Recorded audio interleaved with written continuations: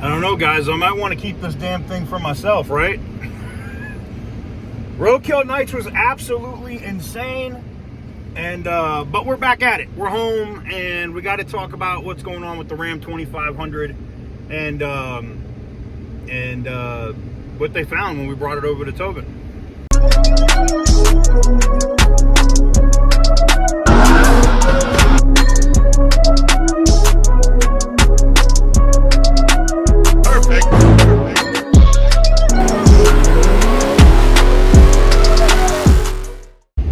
All right, so anytime I pick up a vehicle, if I'm not, especially if I don't buy it if I buy it from Tobin, I know directly that they have it sorted out. They know kind of what's going on with it, and they also back it up if something ever happens. So I don't usually go through the whole thing with them when I buy something from Chop or from Tobin directly.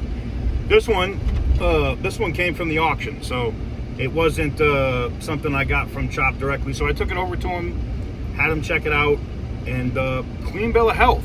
So, like I said, first thing that we're gonna get done is I gotta go drop this thing off to get the steps installed on the side. I'm sure you guys have seen some of the other videos from Roadkill, and I'm probably gonna do I probably already posted, or depending on what order you see the videos in, my experience at Roadkill. Look, a lot of people are hating on the Hurricane engine. They really are. But I think it's going to be all right, man. I do. I think there's some big surprises coming from Dodge here in the near future. And knowing what's going to happen with the Trackhawks and how it looks like Ram is going to be like the one for those of us that are big Hemi guys. It looks like you're going to get a Ram Charger, man. But speaking of Ram, this 2500 is absolutely beautiful, man. One of the things I am thoroughly enjoying about it is the tint, right? And the AC is ice freaking cold. One of the and the mileage, the miles per gallon that I'm getting out of this thing, out of diesel, which by the way, diesel is freaking expensive, has been great. I haven't run into any issues with getting 10 or 12 miles per gallon. And I'm wondering if that's just like a 3500 thing versus a 2500 thing. Because this thing, while it does feel different than a 1500, it does feel like an easier truck to drive to me than a 3500. Now, I mean, I can drive the 3500 is fine. But this one just goes over bumps and stuff. It feels easier than the 3500, right? You feel like every single little bump and whatnot in there. Now I'm going over to the same place I go all the time, guys, to the custom shop. Obviously, I don't need to get tint done, but we do need to get these step sides, the steps put in on the truck. So we're going to go ahead and go do that. And they're over here, another couple blocks up here on Jones. So we're going to get that done. We're going to drop this thing off, get this thing situated. But if you're looking to get in on this Ram 2500, I highly recommend you go check out the launch video we did on it. It's extremely easy to do. It's extremely easy to get entered. I